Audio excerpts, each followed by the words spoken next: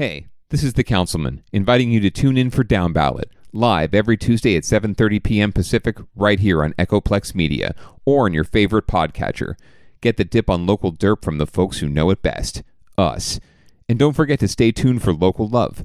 Downballot, because all derp is local. Don't forget to follow us on social media for beautiful food and inspiration.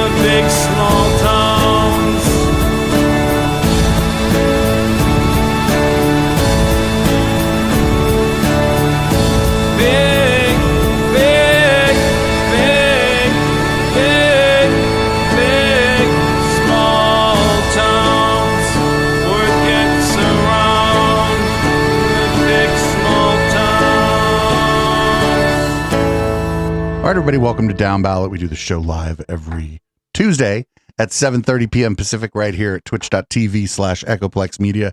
Or if you're more familiar with our website, you just go to echoplexmedia.com/live and you could find out, I don't know, how to watch, how to listen, whatever.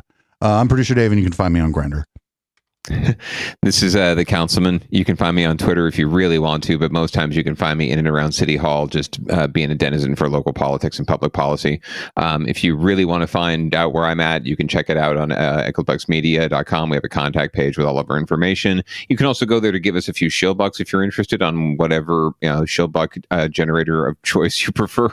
Patreon. You can come over to Twitch and give us some subscriptions and get us a little more, a couple more bucks there. Every $1 you give helps producer Dave stay out of jail. So, so please keep giving. The phone lines are open and operators are standing by.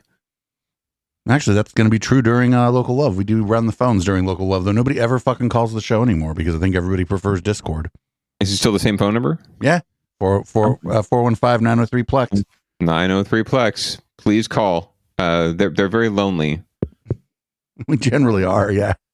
Well, except for the chat, of course. Welcome to the chat. Thank you all for being here live, and welcome to all of our listener. Or actually, we doubled our listenership, right? So we have 2 listeners now on the podcast. So welcome to both of you listening on the back end. We hope you enjoy the show. We hope you enjoy the show this evening. Do you want to get right into it? Do you have any announcements, or do you want to get right into it for this just evening? Real quick, anybody local, we're doing an event over at Liquid Lounge on Thursday. I'll be playing. Chip DeVille will be playing. Three-Headed Dragon will be playing. The Rebels Camp will be playing. That's over at Liquid Lounge. I think the doors open at like 8:30. Liquid Lounge is on 3rd Street in San Jose. You can just look it up. Should be a great show. I don't know when everyone's time slots are, but the other thing is if you're going just to see one of the acts, you can go fuck yourself because wall to wall, it's going to be a great show. And it's my first indoor event back in San Jose. I've only played out in San Francisco since things have started. So yeah. Tip your bartenders. That's what's really important. Tip your bartenders. Absolutely, as always. Well, good luck with it. I used to live right around the corner from Liquid Lounge, although I can't say that I've been there more than once or twice. So I would definitely go to see all of those acts and artists. You should definitely be geeked up about each and every one of them, especially Rebels Camp, obviously, because 90% of the music we play on this station is Rebels Camp. That was the case at one point, yeah, because they're rather prolific. We've expanded the library a little bit since. That's true, including our theme song, which I just absolutely love. It is I think we found the absolute perfect theme song for this show. So shout out to Model Rocket Scientists for sending us in their music. And anybody in chat who doesn't know what this show is, the name should tell you, but Downballot is our local news show. This show happened because on our Sunday show where we do our main news show, the councilman and the good wife were putting in some local stories. Then all of a sudden they were taking up most of the show. So we're like, oh, well, this should be its own show now, shouldn't it? Absolutely. I didn't want to interrupt the conspiracy docket anyway, because there's usually so much to discuss already, right? So we didn't want to make the show like 3 hours long. So we decided to split it off and give the folks who are interested in more of a curated boutique kind of angle on politics a chance to expand with us and expand your minds. And like we always like to say, all derp is local. While we might cover the South Bay Area and the Bay Area in general, on the regular, we obviously understand that, and we hope that you understand that all of these stories resonate no matter where you're from. We're pretty sure you can find analogies to your environment in all of the stories. That's what we hope. So, and just real quick, now that you're like, oh, the Sunday show, we didn't want to make it 3 hours. How long do you think I was live this past Sunday? 4, 5, 7. So, it happens. It's just because Allie keeps popping stories into the Discord, and you got to cover them all. They're really good.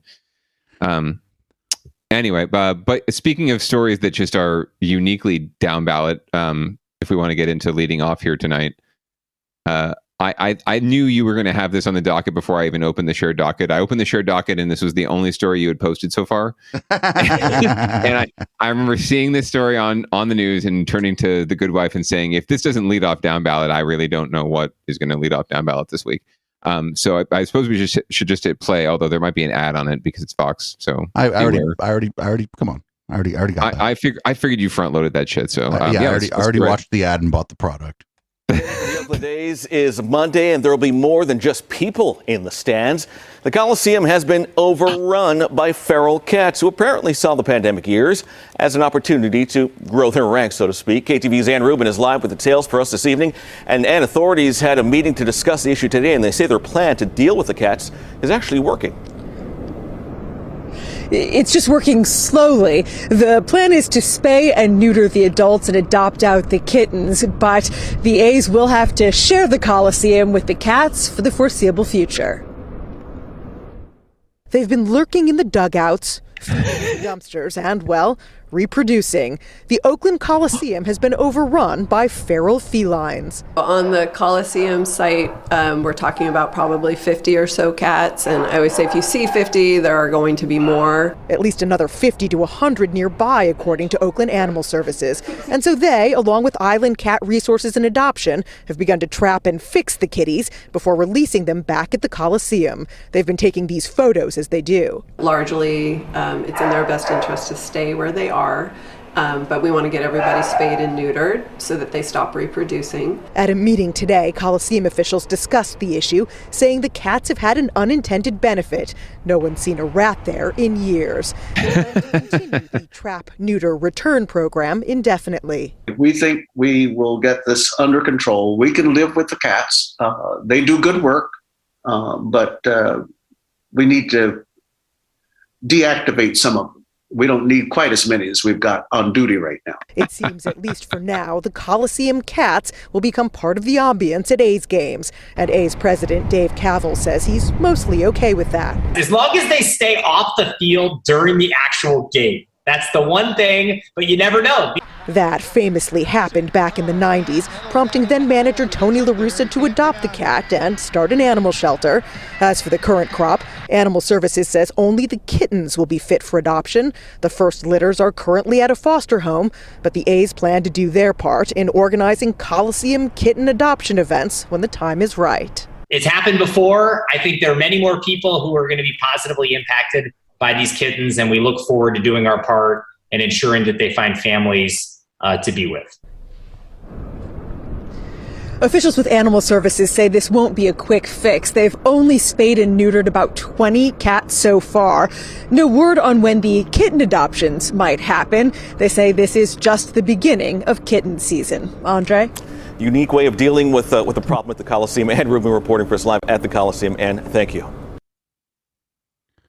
So that's adorable. Of course, I put it on the docket. The only thing I wanted to mention is that the last guy, I think he was the president or something, or the CEO of the A's, had Correct. big, like, Austin Bennett had he not lost his mind vibes.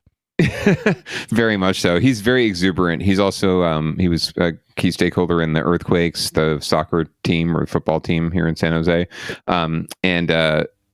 yeah, he's also the guy that's looking at Las Vegas and trying to leverage Las Vegas against Libby Schaff in Oakland. And he's a very interesting guy, very rich, obviously, sort of polarizing with A's fans. But yeah, this is, it sounds like good news for the cats, I guess. The ones who get picked up, they get spayed or neutered, so they're not like propagating themselves all over the place. And they get to go back to the Coliseum and enjoy, leftover nachos and steaks from the tailgating party. Maybe lap up a little beer here and there. They're having a good life. So I think that's why they're releasing him back.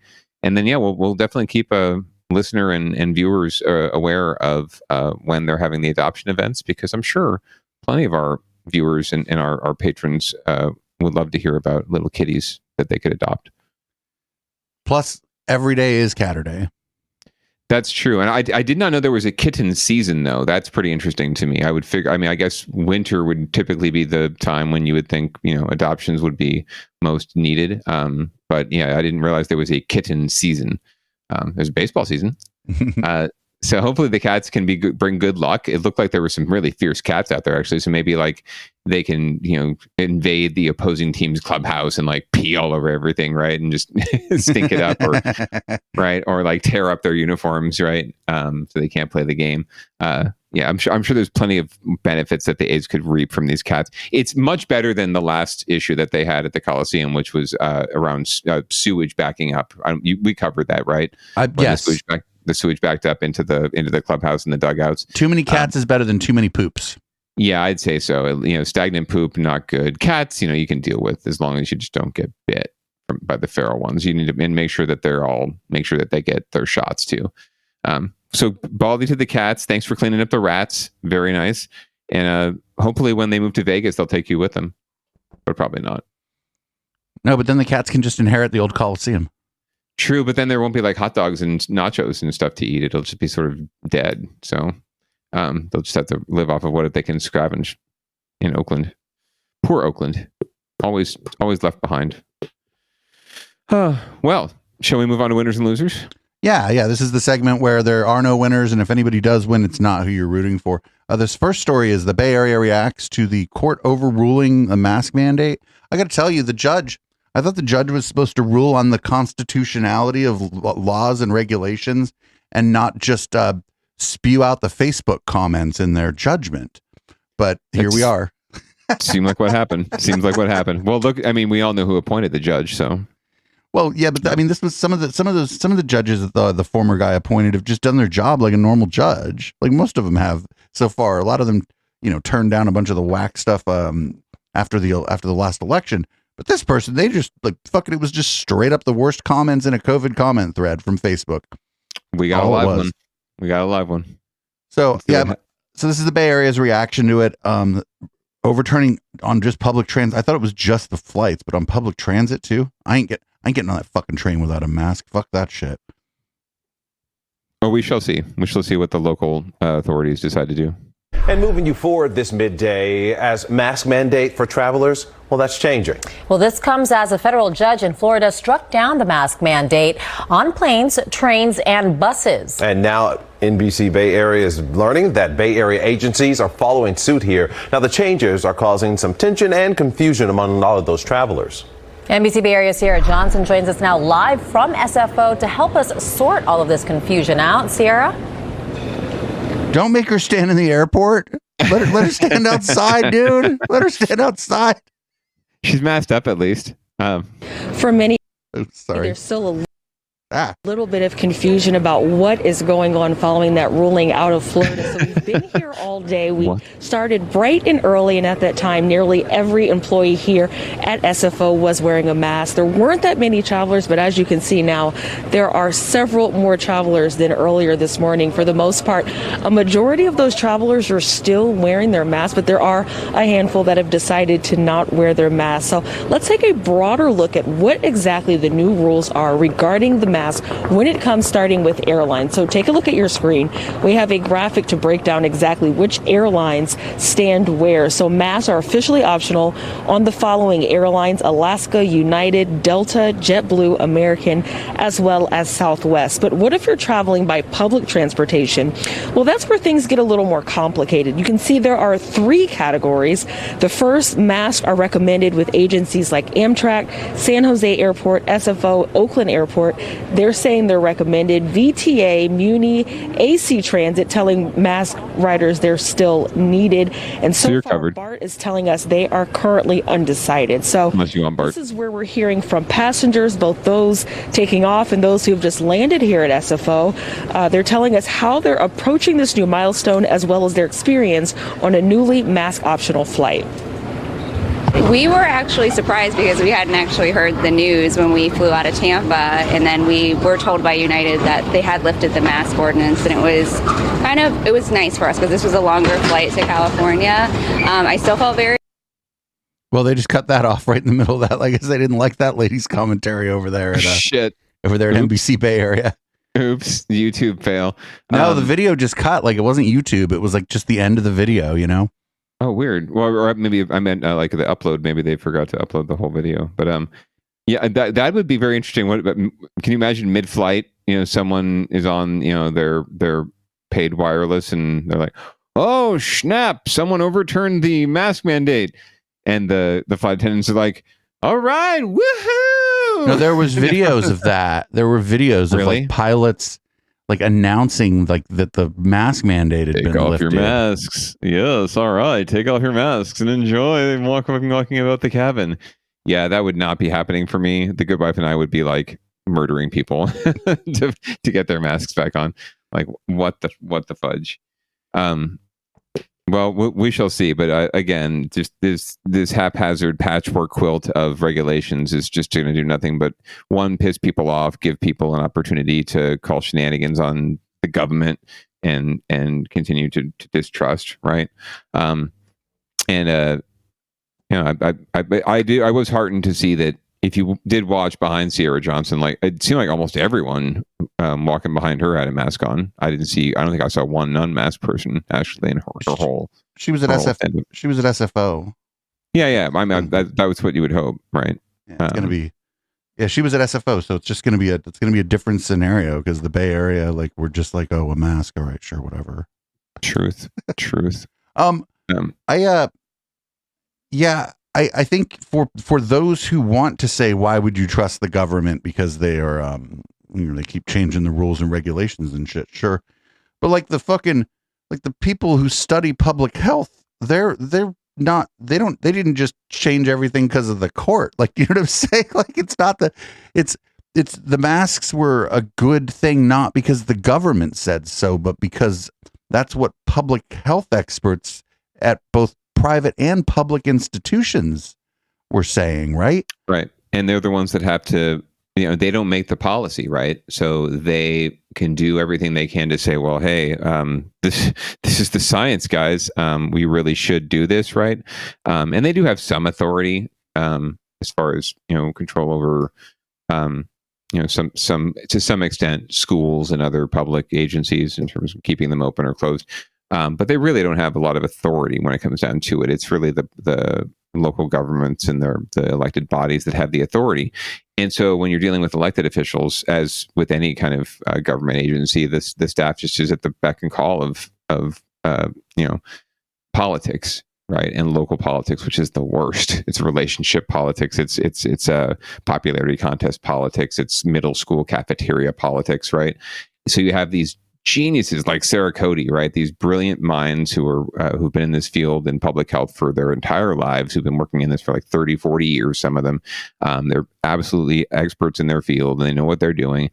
And they're doing their best to try, like if it was up to them, right, and her, and if everyone was as forceful and as good as Dr. Cody has been, then we would have been, I think, a lot more locked down on the whole across the country and around the world. Unfortunately, it's just not the case. And so you end up with this patchwork quilt because no one is willing to take charge and just be like, this is the way.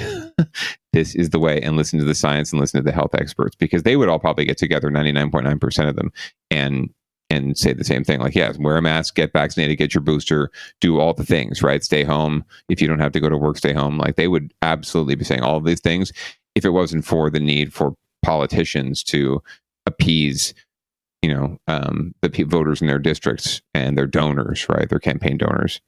So it's pretty disgusting, but that's just it's where we're at. And for people who aren't from this area, Dr. Cody, who you're talking about, is the public health, basically the public health king or whatever, queen for Santa Clara County. And one of the things I did like about her is I heard her hedging a lot. Like when she didn't know, she would say things like, the best information we have is this. This is what it seems like is going to happen next. We're hopeful that this can happen.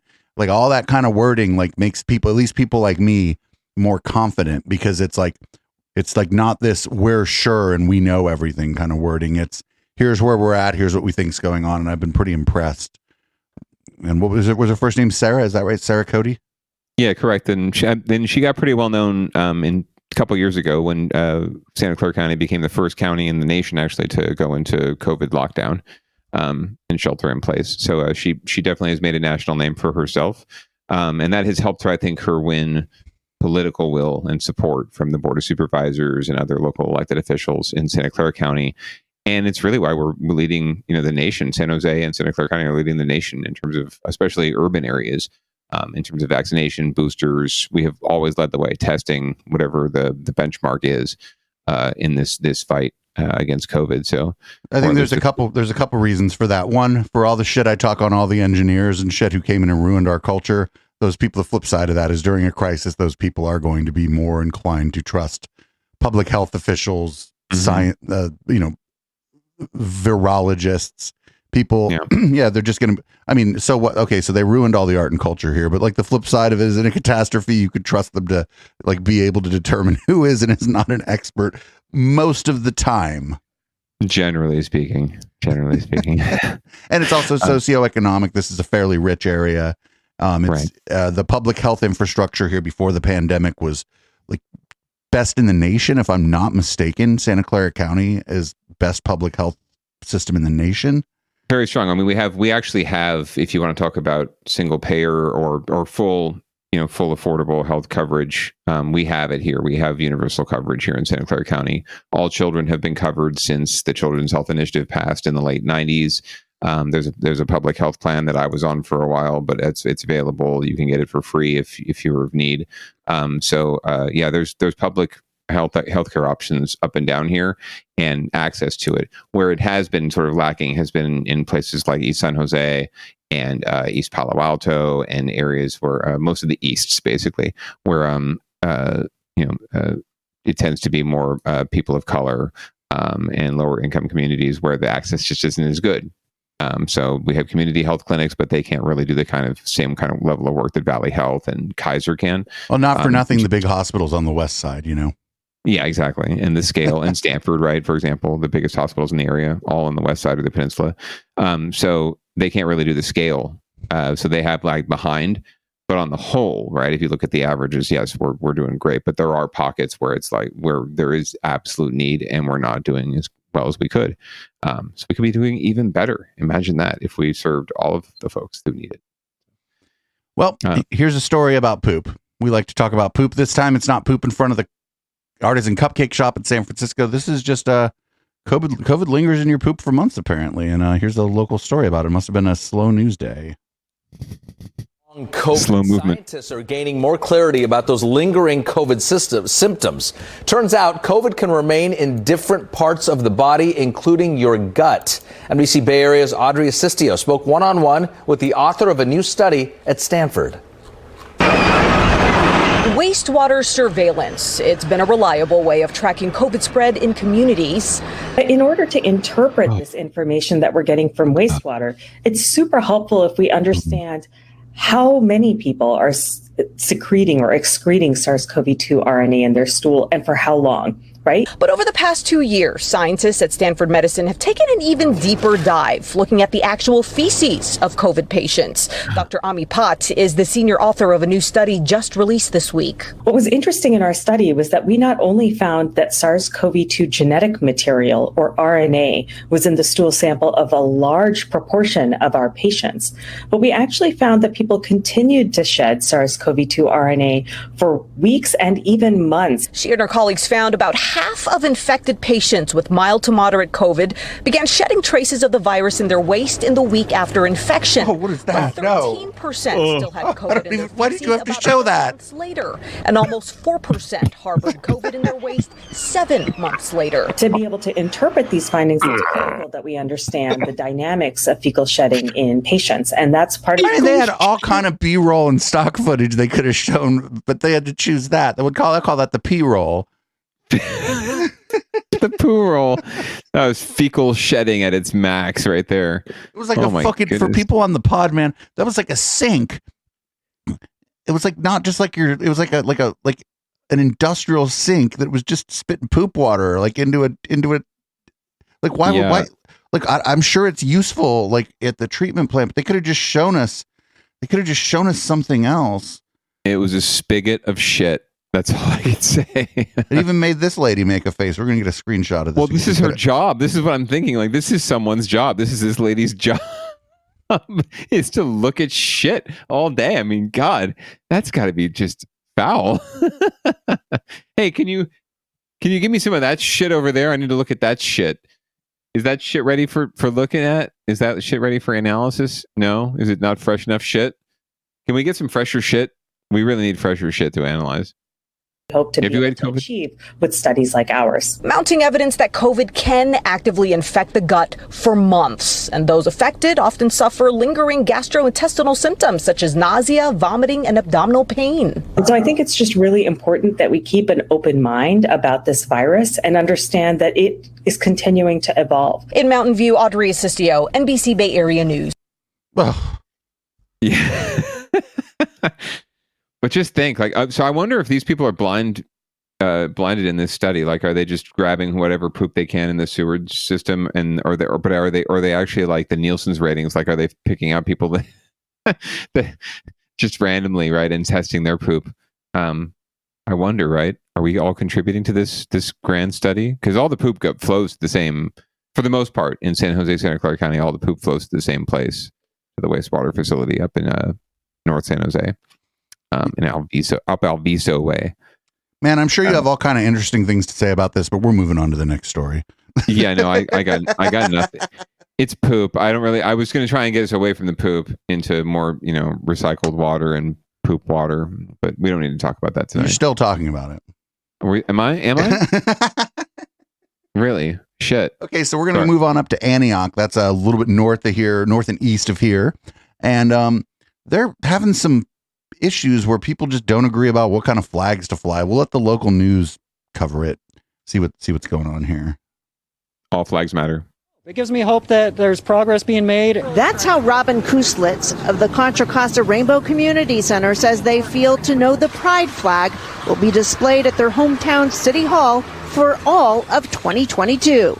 The mayor says reports of recent homophobic attitudes being expressed in Antioch spurred the council to take the unprecedented move. This is a place that welcomes everybody, and we're going to do our damnedest to ensure that everybody feel welcome in this community, including our LGBTQ brothers and sisters. I have this out front of my house. Instead of the rainbow flag, the newer Progress Pride flag, which is more inclusive, is now being flown. But not everybody's happy Antioch is displaying a pride flag. We have the United States of America flag, we have California flag, and we have the city of Antioch flag. Why do we need any other flags? 2 council members voted against it, saying they have no problem displaying the flag for Pride Month, but keeping it up all year isn't fair to others. I was contacted by some veterans and said, what about us in November at Veterans Day? Some police officers said, what about us? Spoke to a firefighter yesterday, said, what about us? I think we just need to be representative of everybody in the community, and if we fly one flag for, 9 months now or 8 months that are left, it just doesn't leave us to do anything for anybody else. The mayor insists other organizations can still request their flag be flown as well, but many think displaying the Progress Pride flag is needed. I love that my hometown's flying the pride flag. Kuslitz says she's proud Antioch is sending a strong statement that the LGBTQ community has a place in the city and can be celebrated year-round. It is a historic move. I think it could really be a model for many cities to do, and raising the flag for the rest of the year. I mean, that's such a huge step and a huge symbol. The pride flag will remain up through December 31st. In Antioch, Jody Hernandez, NBC Bay Area News. I mean, it's good timing with all this weird shit going on with everybody like claiming a bunch of teachers, that any teacher that's gay that mentions it is like some kind of fucking groomer and shit. So it's fairly good timing, I think, all things considered. I bet it doesn't necessarily have to do with that, but I just think considering the political environment right now, I think it's not the worst idea in the world. No, not at all. And although I will give us, I mean, if it seemed like the council members who objected, and what's her name, Lori Ogerchuk, seemed to object to, was that this doesn't leave any opportunity. They have nothing wrong with the LGBTQIA2 N2 plus community. They no problem at all, but they just want to have opportunity for other groups like the police and the firefighters to have their flags raised. To which I would reply, make an allocation to get a second flagpole. You only got one flagpole out front of this place. Like it's already overstressed anyway. You got 4 flags on there. Get another flagpole, and then you can fly all the freaking flags you want. If you want to recognize POWs, great. If you want to recognize veterans, great. If you want to recognize, you name it, right? Another country. San Jose does it all the time. San Jose has 4 flagpoles out front of their city hall. Granted, it's a bigger city hall, and they spent way too much money on it, but they got 4 flagpoles, and the 4th flagpole is used all the time for ceremonial flag raisings. They read the Greek flag up the other day. They raised the United Farm Workers flag. I've seen I think the South Vietnamese flag or the Unity flag is getting raised in a few weeks. So, get another flagpole. It can't cost that much money. They probably don't want to appropriate the money, and they just don't.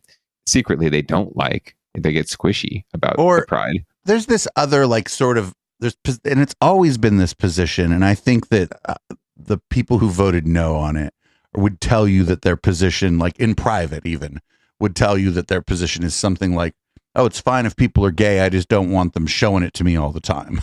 Mm-hmm. You don't throw it in my face. Don't throw your gayness in my face, producer Dave. I think that's like that's and what they said there wasn't that, but I bet in private that would be what they would tell people their position about it is. And it's like, well, whatever. It's like, and I don't mean to be crude. It's LGBTQIA2S. Oh, that's the new. I think all inclusive moniker. I just go back to the easier one. And I say queer folks. Boom.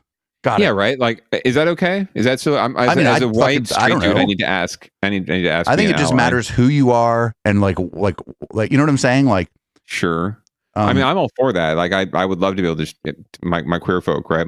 Because like culture. otherwise, because there's a lot of people who would do this thing where they're like LGBTLMNOP, where they're making fun of it. And so if you stumble over it or whatever, I think there's some chance of being misinterpreted. Yeah, right. Right, because there's just some chance of being misinterpreted because I don't remember the acronym either, and it's like not my job. The queer community is fine. Like my only concern, I guess, with queer would be just I don't want to appropriate it to the extent where it seems like I'm trying to like claim that it's my culture too, right? Or that I understand.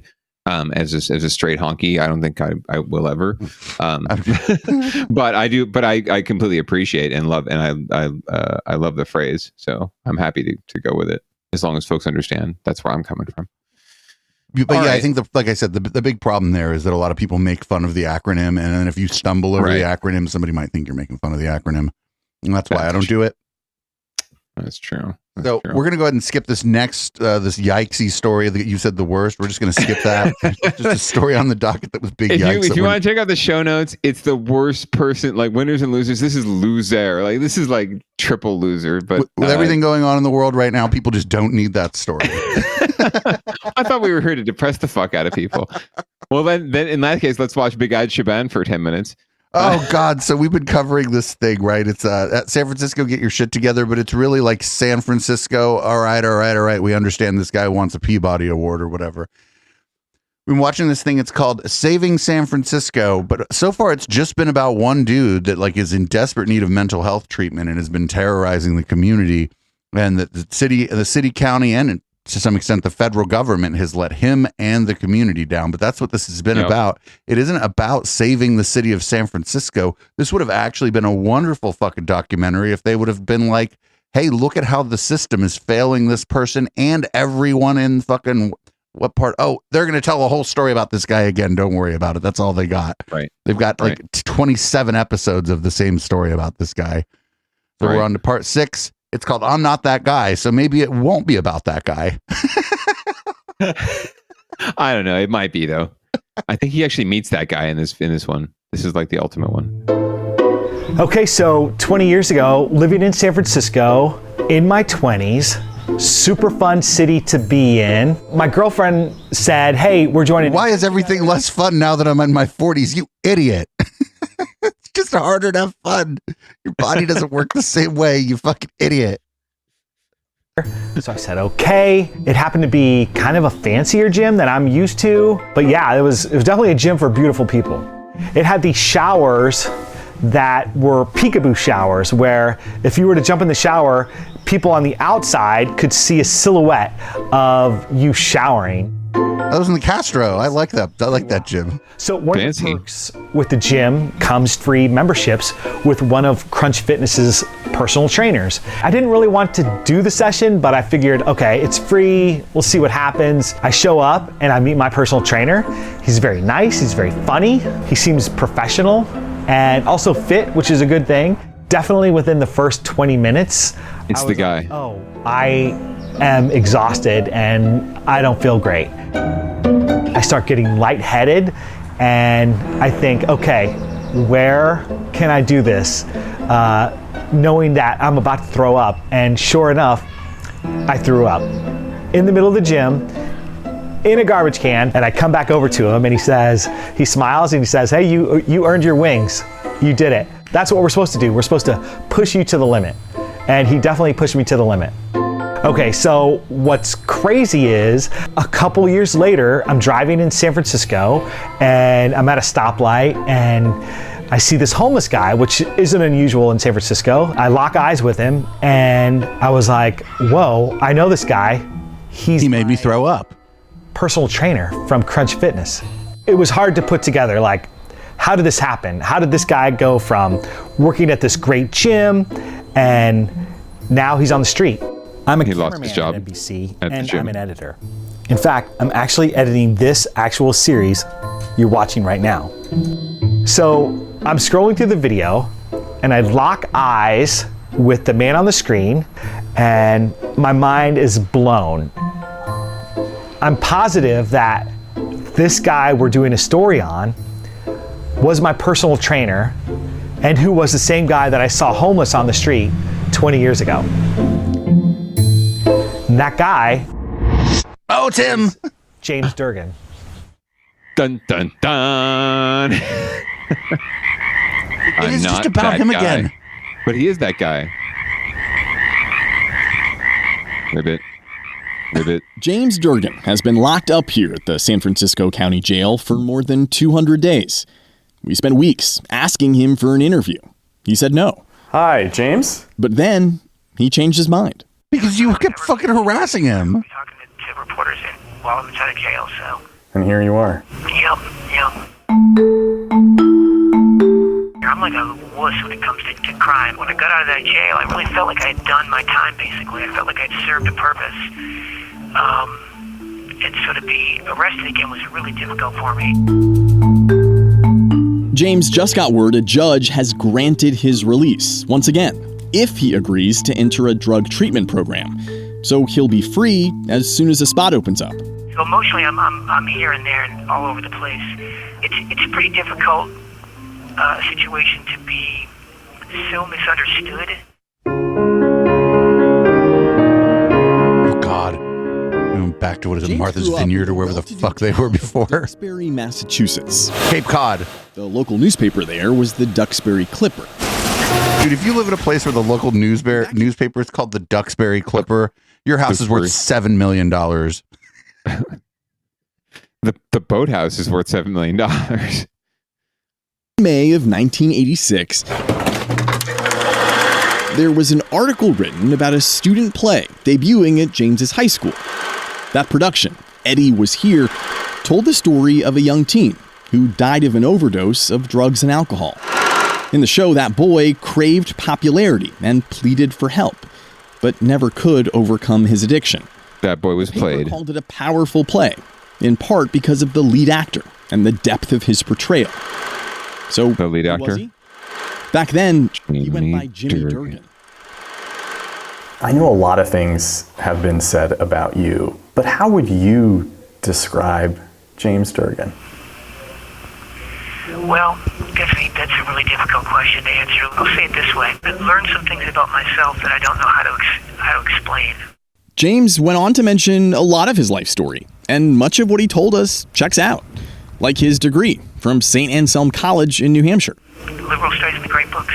There was also his stint as a teacher at that college prep boarding school near Palo Alto. I taught screenwriting and creative writing. And his time as a fitness instructor in San Francisco. In 2003, I was a personal trainer at Crunch Fitness. Remember, his workout was so intense, it made our editor throw up at the gym. But there was something else James mentioned that caught our attention. Something he says was his proudest achievement. James told us he volunteered at the maternity ward of San Francisco General Hospital. I feel like it's the greatest thing I've ever done in my life. I feel like it's the greatest thing I'll ever do, to walk in off the streets and have them hand you a newborn baby. And all you have to do is stand for an hour with a newborn child in your arms. So you would actually volunteer and hold newborn babies? Oh, heck yeah. This is way before all this stuff. So it does probably seem a little out of context, but I'm basically the same person. Could you understand how there are some people who might hear that and frankly think that's unbelievable? Yeah, I suppose. James said he volunteered there more than 20 years ago. We checked with the hospital. Their volunteer records don't go that far back. But 2 longtime employees there don't remember having a male volunteer. My mom, when I was a kid, she said to me, I want you to always rely on the exact nature of your own experience.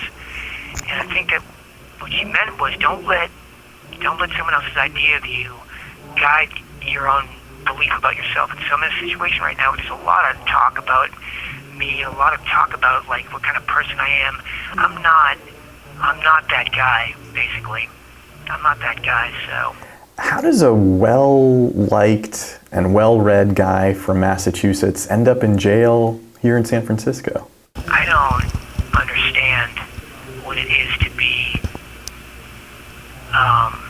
guilty of this stuff. I don't.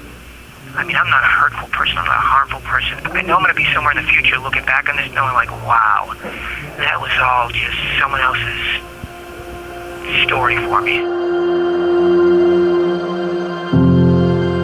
Before you got here, where were you living? In a sleeping bag. How long have you been homeless? In 2008, I think the decision I made was back in 2008. Yeah. Yep. So we're talking about well over a decade. Yeah. It's not a bad life. It's not a bad life. It's not a bad life. While living on the streets, James shared much of his journey on social media. And many of his posts sounded like pleas for help. "I think I'm running out of time," he wrote in one message. "What does it mean to have the worst kind of pain ever?" he asked in another. And his friends seemed genuinely concerned. "What's going on, Jimmy?" "Please, my brother, tell us how to help." Over the years, his posts became darker and more desperate.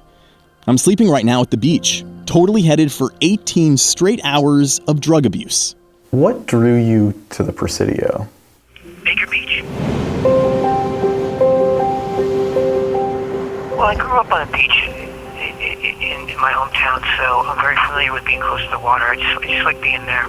It makes you feel like you're like kind of exploitive of this guy. This is gross. I feel really gross. This is how he feels. Who is Anne Ray? Uh-oh. Why do you say that? What is your name again? Begad. Okay, as you edit this story, right, I think what we should do is just give Miss Ray credit for being unapologetic about her concerns. I just wanted to say something. They've shown that fucking clip like every episode. That we would not be in this situation at all. I'm sure we could be best friends. I'm sure we could be. You think you could be best friends with Anne? Oh, I could be best friends with anyone. Yeah. She's convinced you're obsessed with her. Obsessed? And obsessed is sort of a strong word to use.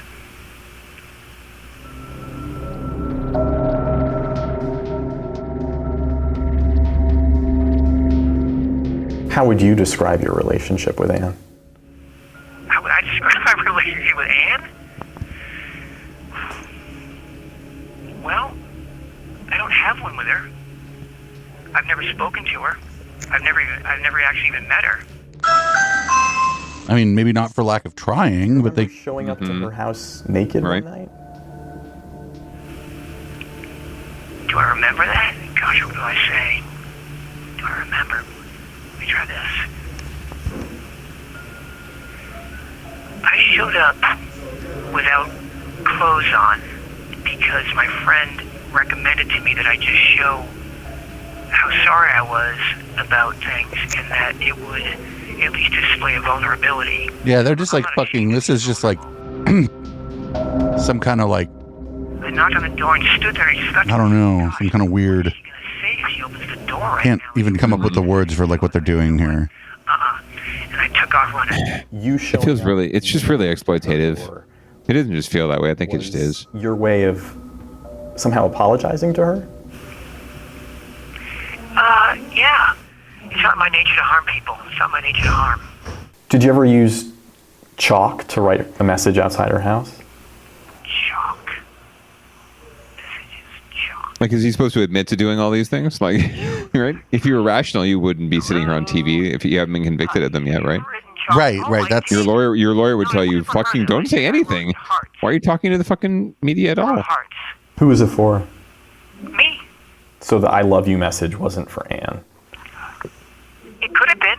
It wasn't. I mean, if she wants to receive it that way, but it was basically. See, like he sounds like an attorney. I wrote I heart. Mark I. I mean, you've seen that before, right? I heart you. Yeah, he's definitely been coached by his attorney, but as well he should be. People have called you aggressive. Oh, by the way, this shot of Begad was filmed after the whole interview happened. Aggressive. This is the only shot happening during the interview, live, or that. But there's, as you can see, you'll never see Begad in this shot, right? You'll only see that shot. So that's fake? It's recorded separately. He might have been asking generally the same questions, but you can never know for sure word for word, but it's definitely recorded separately. He was interviewing him live. I'm sure I'm positive he was interviewing him live, but they shot it separately. DMT, Suboxone, and K, which is they call it spice. And then there is another one. There's a number of them. How long would you say you've been an addict? Oh gosh, for years, since I can remember. How does it feel to know you'll be released soon? Well, I've been through it so many times. Law enforcement sources told us he's had about 60 arrests, but James himself says it's been more than double that. Over 140 times. 140? 140 times. That's like for you to know. Between court expenses and hospital visits, someone who is chronically homeless costs taxpayers an average of $35,000 per year. James has been homeless for at least 14 years. Oh no, they're going to go look how much he's costing. Oh, shut up. Yikes. Criminal records we obtained show at least 40 different public defenders have represented James in court, sparring with at least 43 prosecutors in the DA's office. His run-ins with the law span years, even dating back to when the Vice President of the United States, Kamala Harris, was San Francisco's district attorney. For James Durgan, the wheels of justice have been more like a revolving door. Sometimes it's funny, I get more nervous about getting released than I do about staying in jail. Why is that? Sometimes I think I'm involved in something in which people want to hurt me so badly that they'd rather just keep me in jail. Do you feel like you're a victim in all this? No. Look, you do see both of them in that shot. Mm-hmm. Oh, there we go. This is, the exception that proves the rule. 1 minute remaining. We have one more minute. Okay. Do you think you'll wind up back in jail? I don't think so.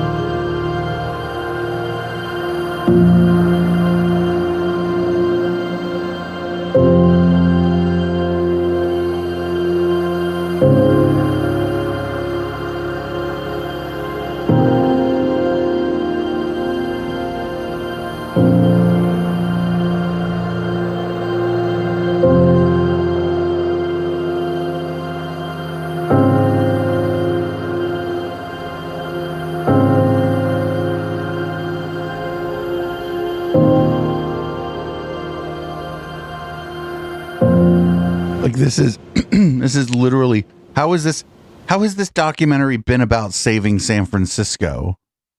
I don't know, other than Big Ad seems to think in his head that, and the producers seem to think that this guy, this one gentleman, is somehow indicative and representative of the entire system that is failing us, and failing to protect us and failing to protect people like James. And it's exploitative. It's taking a narrative and just spinning it to one's own desire, and it's really not telling. I mean, it's telling a story, but it's not telling the right story, and it's certainly not telling, I think, a fair story about this guy or about the city or about the system either. Because some things are accurate, right? Like it's not unique. Like the numbers they quoted in terms of, the cost to society, the cost to the taxpayer of programs that respond to homelessness, that respond to mental illness, that respond to these things, those programs cost so much more than investing in programs to prevent that, right? To prevent people from becoming homeless, to support them in their drug treatment, to support them within their mental illnesses, right?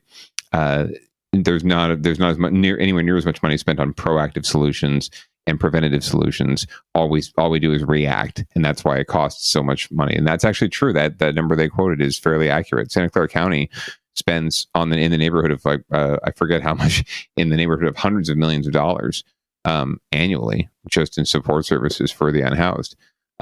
So if we spend even a fraction of that on just housing people and getting them a roof over their heads, we could be saving tons of money and helping them on their way to success and keeping them out of jail and keeping them out of the situation that this poor guy's in. Well, and not for nothing, they're also just putting that victim, if like they're probably, they bring them at risk too. Well, they're probably they're probably turning the temperature up on some of the ways in which they're describing his interaction with that's, I'm going to say that's his stalking victim, appears to be his stalking victim. And then so they're putting like her on display too for all the world to see, which is like not like they're not saving San Francisco. Yeah, and they're not really helping her all that much either, right? But even though she's a willing participant, right, she had to sign off on doing it. They're cherry picking a lot of stuff too. Well, not even a lot of stuff. They're just cherry picking one thing. Yeah. Well, yeah, but to make their narrative, right, they show, he had these social media posts where he was speaking about, being on drugs and being, in a bad way or not getting any sleep, but they would highlight like a portion of his post. But if you read the rest of the post, it really was just sort of him ranting and just doing some sort of like, spoke some sort of, a stream of consciousness kind of stuff. But it wasn't really like, I didn't read it as depressed or suicidal or any of that.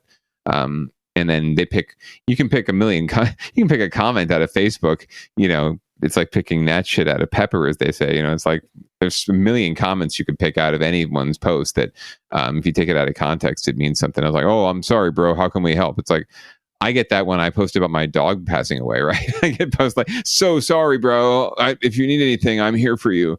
But I'm not suicidal. So, nor am I on drugs, nor do I have mental illness. So there's about a little less than 3 minutes left of this. Are they going to save San Francisco in the next 3 minutes of this fucking thing? I doubt it. I'm amazed we watched the whole thing, but I doubt it. Let's see. All this season, we've been searching for answers on how to go about saving San Francisco. But you haven't. You haven't been doing anything. You've been putting the lives of two people on display. Right. But maybe another question we should be asking is, what would it look like to save James Durgan? Think about how many lives he's impacted. The people who fear him and those who love him. The pain he's caused and the pain he's suffered. His cost to the city and the price he's already paid. And James is just one of more than 8,000 homeless in San Francisco, all with their own unique stories and needs.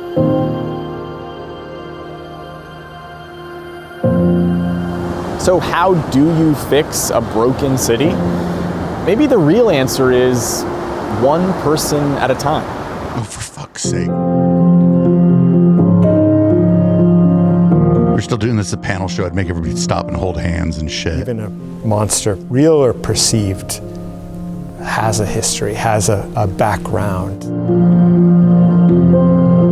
They're human beings, and it's tragic. You cannot be a healthy individual if you don't have a place to live. We need to fix the affordable housing crisis in this country. I think it's possible for us to have a city where there are no people sleeping on the streets here. You should have done a documentary about him. San Francisco is being blurred by this secret environment that we're living in right now. This is my home. Why should I leave? Why should I be fearful? I grew up here, and there are times that I am frustrated, that I am disappointed, but I still love this city. We know this is a beautiful city, and we know what's possible. There is a chance here in this city, man. because this is the city, man. This is San Francisco. There is a chance. There's still that gleam of light.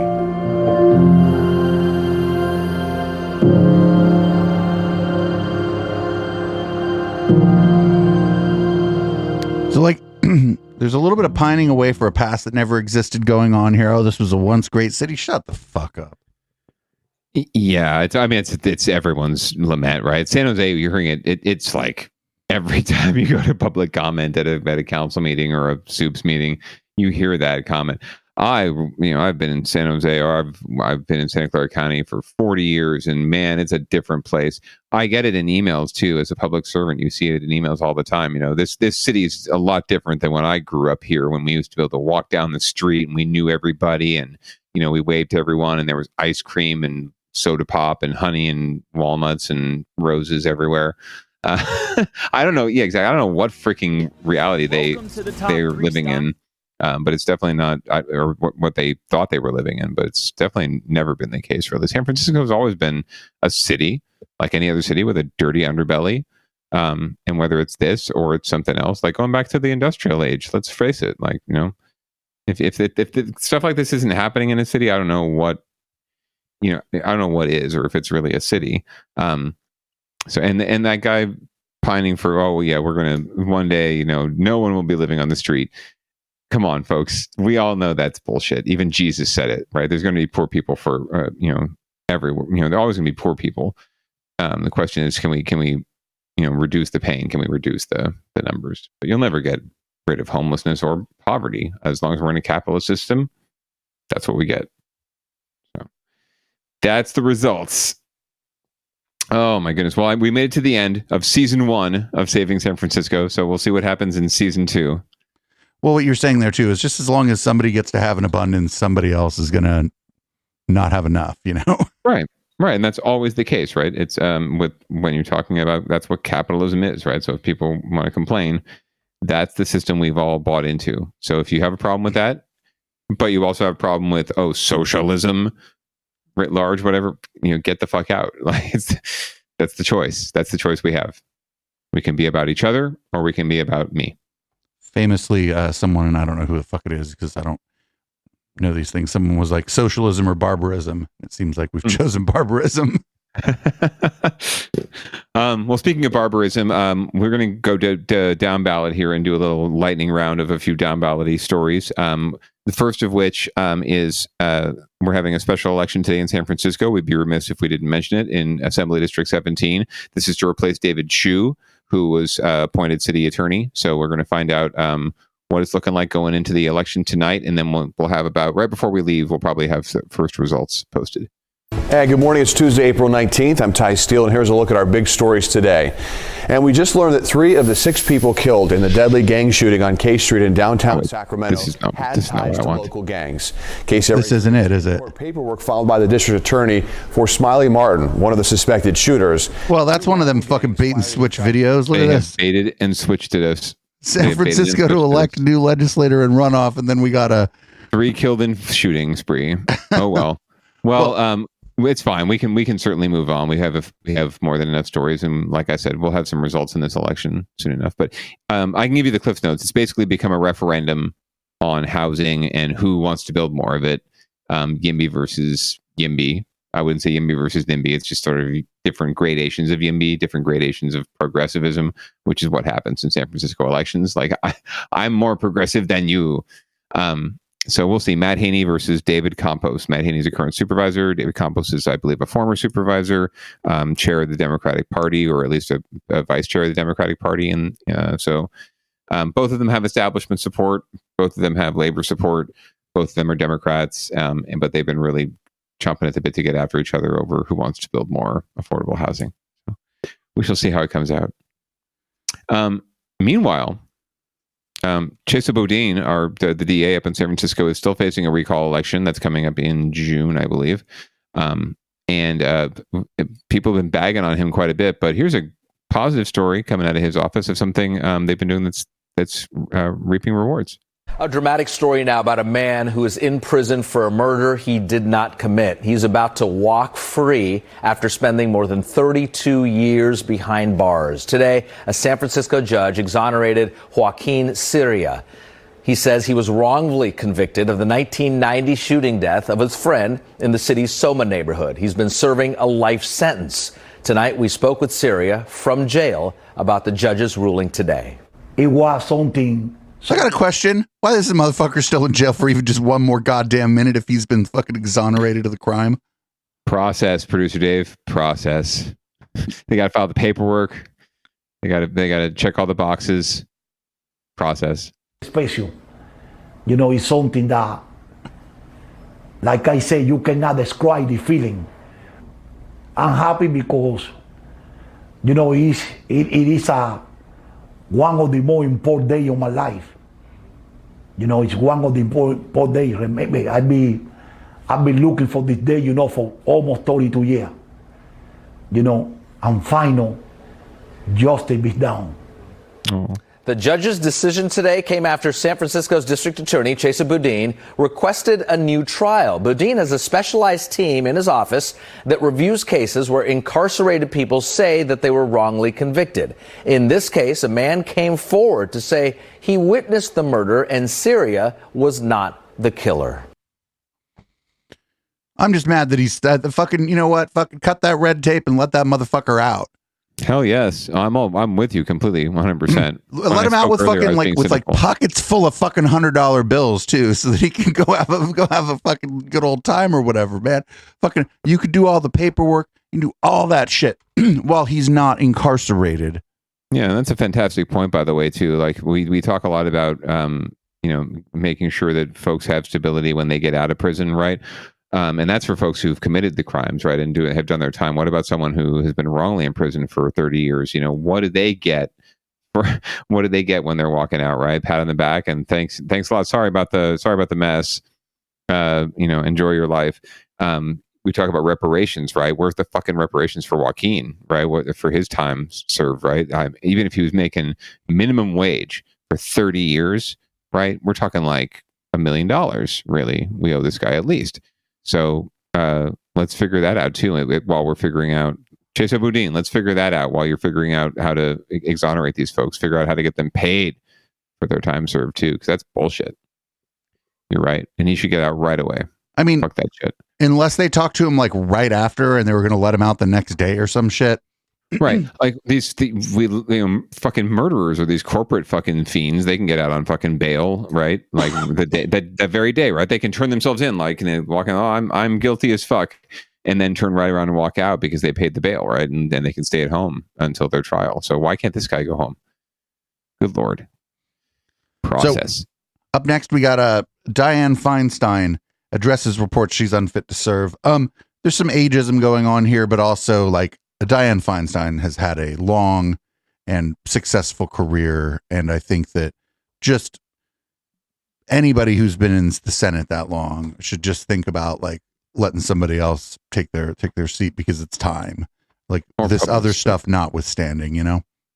Yeah, I mean, I don't mean to be ageist, but she's like $1 billion. Right. So she's been around, and it is starting to show. Like if a person who's my age was exhibiting the same, same tendencies and behaviors that she is exhibiting, I'd be a little worried, probably even more so. But yeah, let's see what folks have to say. Is fighting back after reports that she's become mentally unfit to serve. According to the Chronicle, 4 senators, including 3 Democrats, along with 3 of her former staffers, say Feinstein's memory is rapidly deteriorating.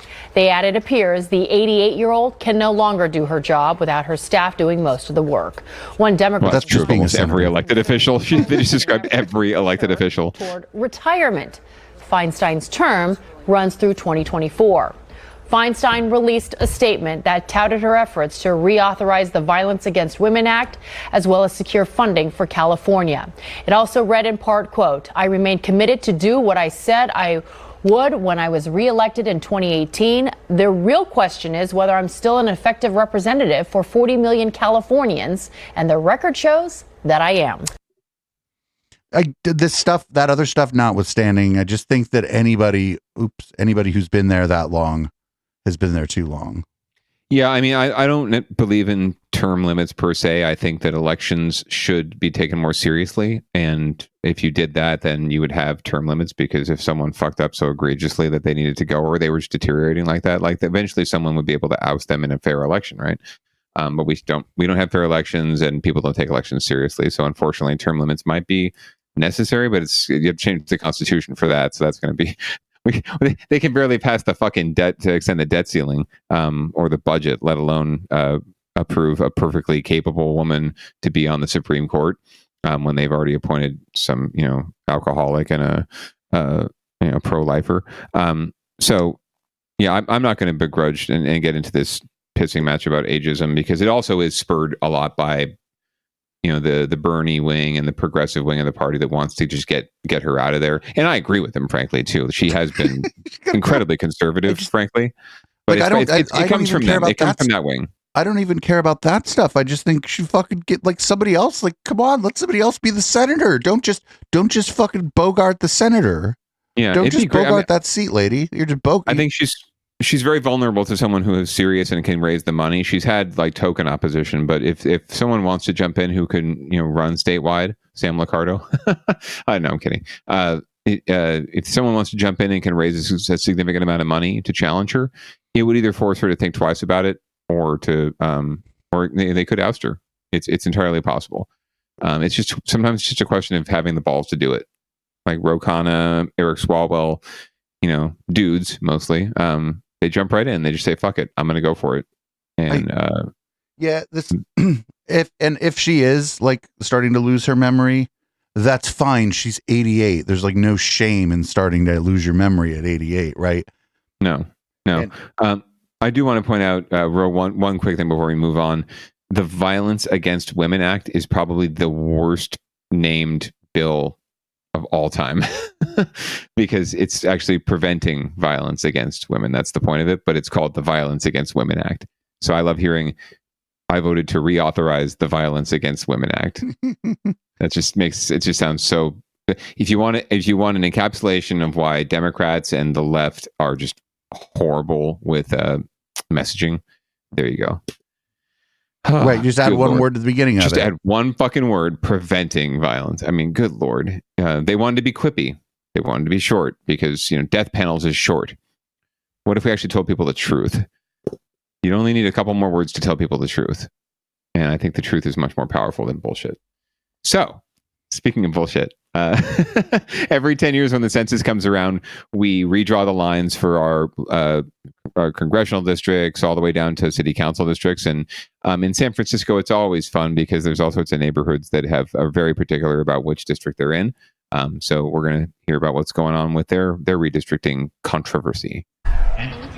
On the steps of San Francisco City Hall, a group of redistricting advocates raised concerns about the way the process is going. It's not okay to say that the final draft map is violence. Simply our presence, it's being called violence. They say residents in the Portola and Visitation Valley neighborhoods want to be reunited after 20 years of being in different supervisors' districts. But in video shared by organizer Josephine Zhao, tensions erupted during work sessions and meetings between opposing coalitions. The redistricting board first approved a controversial new map, but then rejected it earlier this week after widespread concerns. It was so blatant, and the disrespect was so blatant that Stevie Wonder called me and he could see it. Right? Uzuri Peace Green is with a coalition of groups in Potrero Hill who did not support the now rejected map. They say uniting Portola and Visitation Valley would happen at their expense because they would be cut out of Supervisor Shaman Walton's district. He's the only African American currently sitting on the board of supervisors, and they're concerned they would lose representation at City Hall. Black people in this city have been struggling just to survive. Your mayor is a black woman. For decades, our numbers have been going down. The now rejected map had also raised concerns among LGBTQ and Latino immigrant communities in other districts. Voting down that map also means San Francisco is now missing the deadline for this work to be completed. Everyone watching this process is hoping that a new map will be quickly adopted. The next meeting is scheduled for April 21st. At San Francisco City Hall, Sergio Quintana, NBC, Bay Area News. Oh man, of all the things, all the arguments around redistricting that I just hate from people who don't understand fundamentally what it's about, or they're just using it as a reason to make an argument and make a name for themselves and cause trouble, is the one about, well, I don't want to be carved out of this particular council member or this particular supervisor's district, right? This person, not the seat, not the district. It's the person who's temporal. They could be gone in the next election. They could be termed out in 2 years for all, I don't know. But to get pissed off about having the specific representative is, to me, a moot point, right? You work with whoever you got. And if you don't like who you get, if you get redistricted, go out there and run someone else, or vote for someone else, right? Don't just accept what you get. You have too many local elected officials running unopposed anyway. So if you really don't like who's representing you, no matter where you live, go find someone to run against them, or you do it. I'm also like, and I don't know enough about San Francisco, the history of the way the districts work, that kind of stuff. But I'm also, this is like in the backdrop of like other places outside of California where there different districts are being drawn intentionally to dictate the results of elections and to dictate the results of the way the state house works and stuff. So like, if you don't like the way that the map is being drawn here, it might just be a good idea to fucking back your camera up a little bit and take a look at what's happening in some of our neighboring states like Arizona, how all their maps are being drawn to favor like a specific point of view, especially as that state turns into a reliable blue state for any kind of at-large election. So I would just suggest maybe that if you are getting in California, especially in big cities in California, if you're getting, upset about the way district lines are being drawn, just back that camera out a little bit and take a look at some other places where they're 100%. Doing these things specifically to corral votes. Yep, 100%. And watch out for, in the same way, it tends to be seen as a thing that Republicans or red states do. Blue states do the same thing, right? If Democrats have control, whoever has power over it is going to try and control it. So California, we have voted on, and we have an independent redistricting commission at the state level that covers state and federal races and districts. And locally, a lot of jurisdictions have adopted these independent commissions too, or semi-independent commissions. So the more space you have between the politicians and the maps, the better. And so we should appreciate what we have here. You're right. Oh, well, I want to let you roll on down to local love. But before we go, there's always another thing. And it's usually animal related. This one is in the actually winners and losers kind of category, but it does fit in both spots. And it's close to home for the now space. Can you tell people what happens? Yeah. So apparently, well, let's just watch the story. It'll play for itself, but it's a sad one. The owner of a baby goat is pleading for its safe return after security video shows a woman stealing a goat on Friday in Pinole. It was a newborn baby goat. Its mother was with other goats. They were clearing vegetation in the area for East Bay mud. The owner of the goat says the newborn goat needs to be back with its mom to survive. Goat mama just wants her baby back. Oh my God. They're nice little family animals, and goats are us. And the baby goat really needs the mom. It needs the mom's milk to be able to thrive. Now, the woman seen on video stealing that baby goat was in a silver or gray 2016 Ford Focus SE hatchback. If you have any information, call Pinole Police. Seriously, who's so fucked up that they steal a baby goat? And it's like we take it a little personal around here. When people rate us, it's goats. We have a couple different goat emotes and stuff here for people in the chat.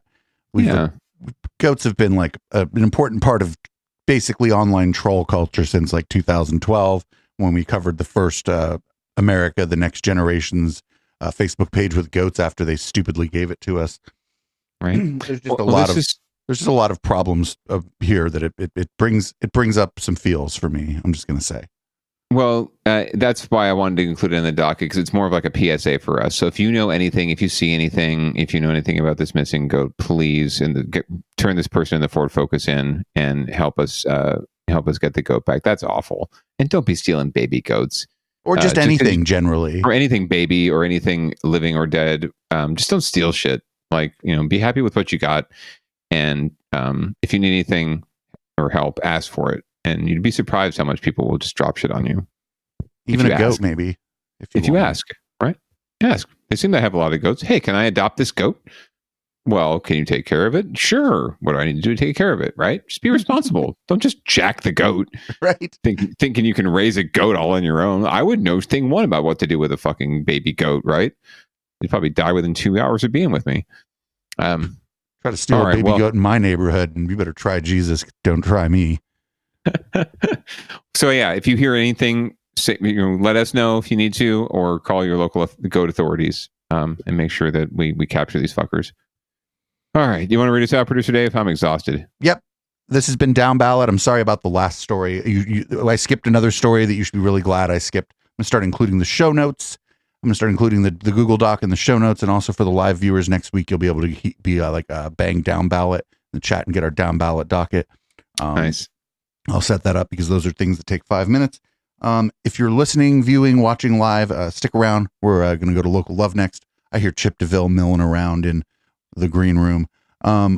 Also, if you listen to this podcast, you might enjoy the Local Love podcast. Just search for Local Love on any of your podcatchers. We now come up first because the other podcast with that name hasn't been a podcast since 2018. Check out our other shows. Just search for Echoplex Media in your podcast app of choice. And if any of our shows don't show up in your podcast app, please let us know. I can fix that for you. All of our shows are now also on iHeart. It took us a long time to get on there. I think because they suck, not because our shows suck. Tomorrow night is 420, but HK will be live in studio for the Intellectual Dollar Tree. That'll be 7 p.m. Pacific or on your podcatchers. We're not sure what we're going to do. Maybe Tommy Chong did an extended conversation with Joe Rogan, or I don't know. Joe Rogan's too litigious. We can't do it. Anyway, this is fucking Locals by Audible Smoke Signal, and we'll be back next week for Down Ballot, and we'll be here every night except Thursday. Goodbye. Peace out.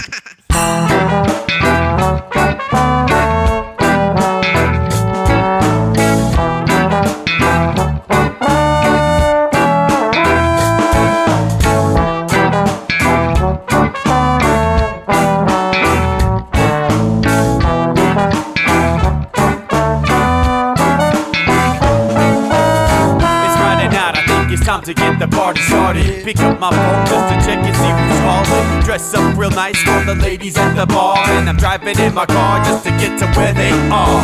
Here at the local scene is where I plant my feet. It's where I smoke my cigarette and I hold my drink. I look at all my friends, they're all blazing green. Here at the front of the stage waiting for MTV. Where are those guys who's standing next to me with a pipe in his hand ready to blaze for me? About 5 minutes later we're all singing Queen. Now get the fuck up on stage, man, rock the scene, yeah. We do what we want, and what we want is to jam. So sit back and enjoy the band. We do what we want, and what we want is to jam. So sit back and enjoy the band. Enjoy that band. I turn and head back to the bar for a refill, man, because you know where we are.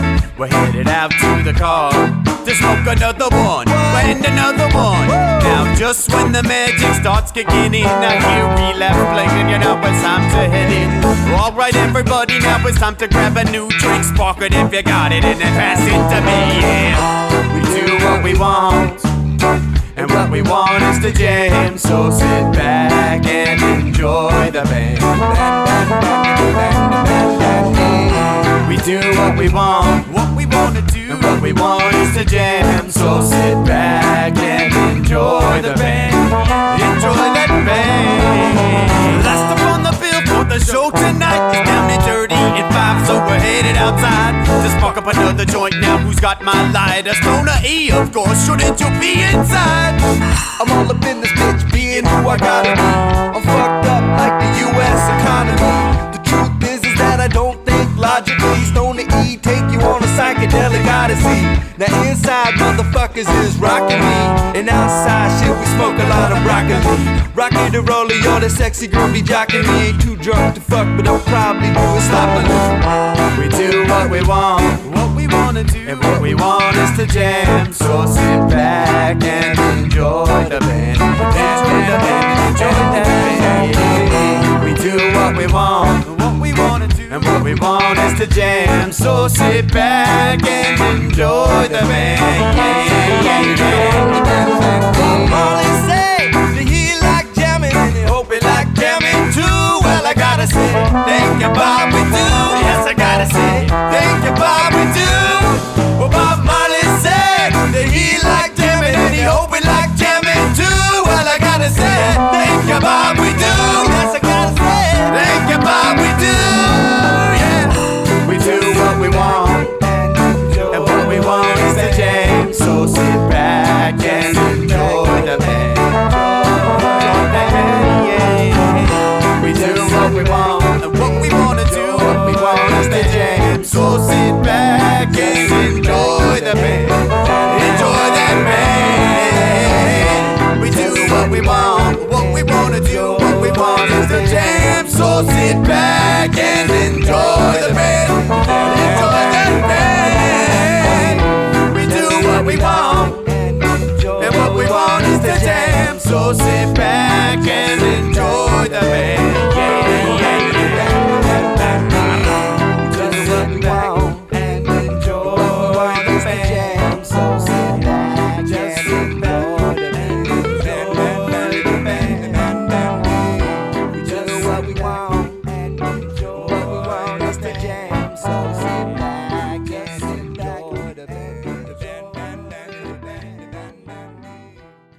Did you know Echoplex has a 24-hour stream?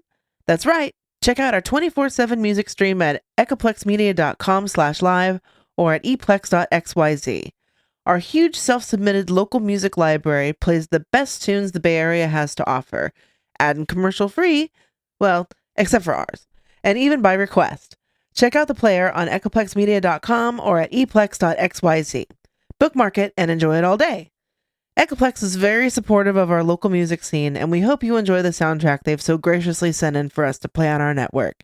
If you like who you hear, please go check them out. The names of the artists are displayed on the player at echoplexmedia.com and at eplex.xyz.